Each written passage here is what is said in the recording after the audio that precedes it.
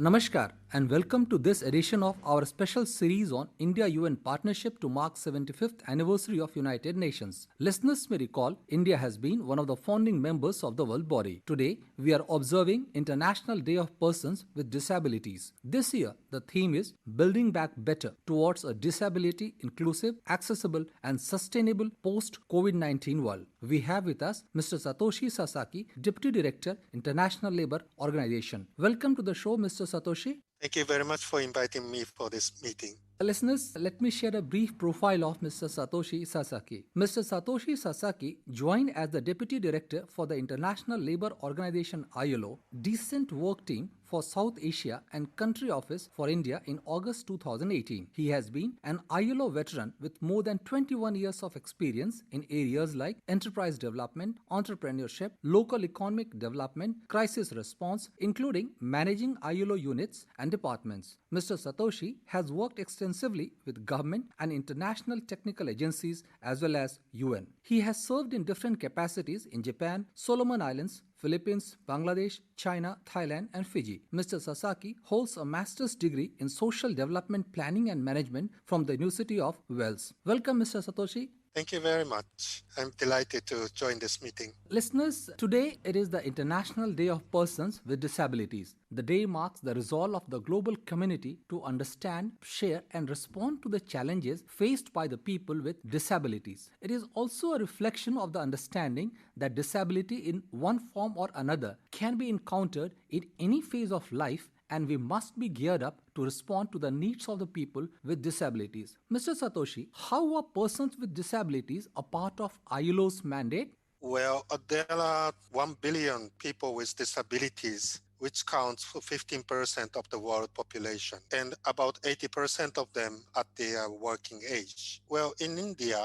according to the census in 2011, 2.21% of the total populations are people with disabilities, which sounds like underestimated, perhaps because how disability is counted in this country. But in particular, the women with disabilities face enormous attitudinal, physical, and informational barriers to equal opportunities. For this, ILO promotes a dual-track approach. The first track is disability-specific programs, and the second track is to ensure the inclusion of the people with disabilities in mainstream services and activities, such as skills training, employment promotion, social protection schemes, and poverty reduction strategies. And ILO do this in their own program, but also we work with other UN organizations as well. You have been a part of the ILO team for a long time, and an interesting part of your profile was that of being representative of the Decent Work Team for South Asia and Country Office for India. What does this concept of decent work imply, more so in the context of persons with disabilities? Decent work is the concept, which is the aspiration of the people in their working lives. And it involves opportunities for work that is productive and delivers a fair income, and also security in the workplace and social protection for their families. And decent work is also incorporates for the better prospects for personal development, social integration, freedom for people to express their concerns, organize and participate in the decision that affects their lives, and equality of the opportunity and treatment for all women and men.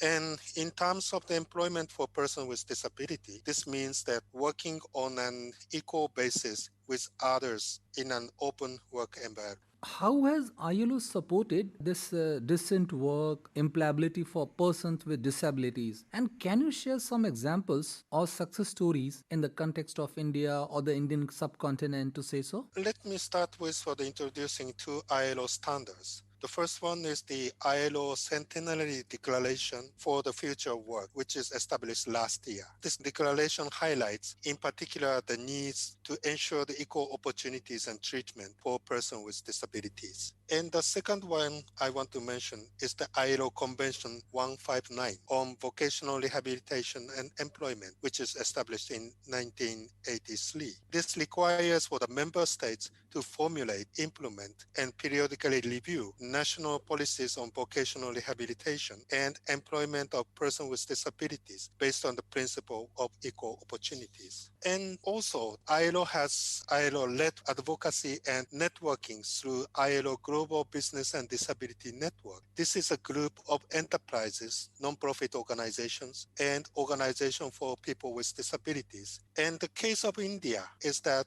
we have the India Business and Disability Network, or IBDN. It's a joint initiative by the Confederation of Indian Industries, CII, the Employers Federation of India, EFI, and ILO together for industry to engage, enable, and empower persons with disabilities. IBDN has been contributing through the knowledge creation, advocacy, and dialogue and facilitating partnerships. The theme this year has been building back better towards a disability inclusive, accessible and sustainable post COVID-19 world. As the world faces COVID-19 pandemic, how does this theme fit into the mandate of ILO and the global community? And since the pandemic has really added on to the hardships of the people with disabilities and we are facing new challenges. This for post-COVID-19 situation, and it's going on now. The ILO has established the policy brief on inclusion of persons with disabilities in June this year, and it advises to ensure the combination of mainstreaming and targeting measures for the inclusion of persons with disabilities in all initiatives of the socio-economic responses. And now, as the nations are moving into the recovery phase and adopting new normal, we need to focus on three aspects. The first, ensure new forms of the work accessible and inclusive for persons with disability. And second, they expand the coverage and adequacy of social protection for persons with disabilities, contributing to the universal social protection. And third, they develop established disability support services that enable training and work. And the response to the COVID-19 crisis create the foundations for the recovery. And it is an opportunity to reinforce the rights of persons with disabilities and enhance their inclusion in social and economic life. And about the difficulties that the person with disabilities face under the current situation, we need to understand that persons with disabilities are more likely to have health conditions that increase the risk of getting COVID-19 due to the difficulties in maintaining physical distancing, accessibility barriers in obtaining relevant information, and increased social isolation. And many of these risks are compounded particularly for women and older persons with disabilities. Persons with disabilities are less likely to be in employment or have decent working conditions, more likely to be in the informal economy and not adequately covered by the social protections.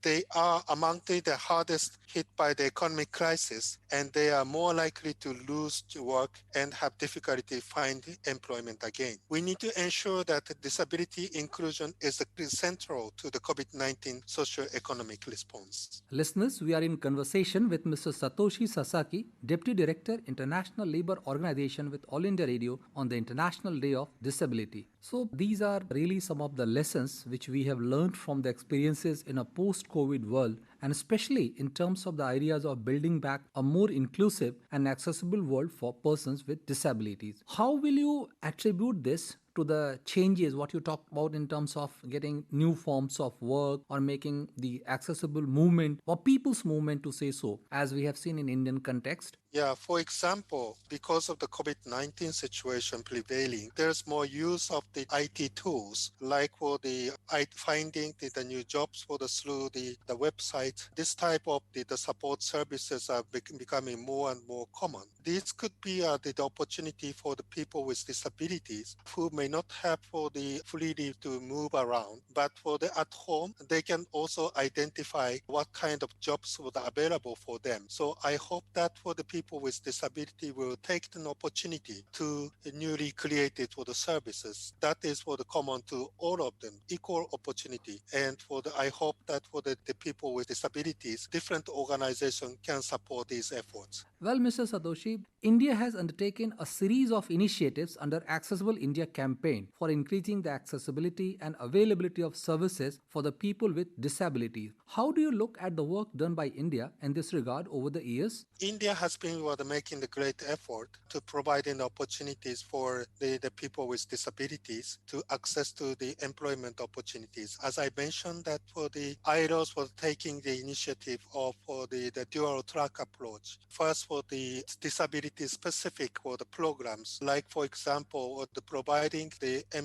business development for training program for the people with disabilities, but focusing on their needs, and also the mainstreaming what their needs into the currently available services. So I just want to mention about the example of the IT base for the services that, for example, the Ministry of Labor and for the Employment now promoting that for these services can be available not only in the urban area, but for in the rural areas as well. So I think the India is now coming towards more and for the better service for the employment opportunities for the people with disabilities. India has been one of the key members of ILO, and ILO has been one of the oldest UN agency which has started work in India. How would you define the ILO India partnership and what has been its contributions? First of all, we need to appreciate the uniqueness of the ILO for being a tripartite organization. ILO has played a significant role in formalizing employers and trade union organizations in India. We always promote social dialogue involving workers and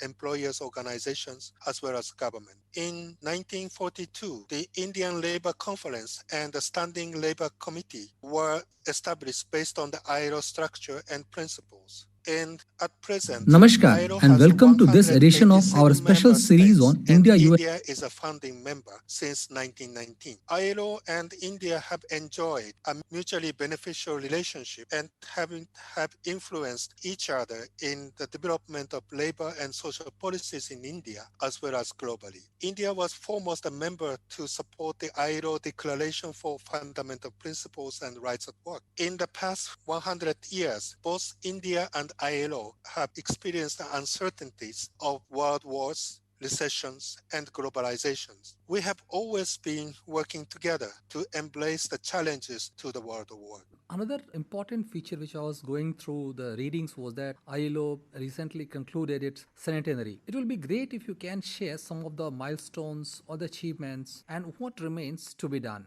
The ILO conference in June last year, a declaration for the future of work was adopted by the ILO constituents, which includes those from India. And the declaration calls for the human-centered approach to the future of work. This is an agenda that recognizes human welfare with no one left behind to be the ultimate objective of all public policies. And the declaration essentially points to the three critical areas of investment. First, the investing in people's capabilities so they can benefit from the opportunities of changing for the world of work, and people need access to lifelong learning and quality education. And second, the investing in the institutions of work as they strengthen governance and service delivery for better outcomes in the labor markets and the world of work as a whole. And third, investing in decent and sustainable work. We need to promote sustained and inclusive economic growth, full and productive employment, and decent work for all. The government, workers, and employers have adopted this guiding framework for the new future of work we need to shape, and we will need to further capitalize on the political support it gained. You rightly summed up the requirements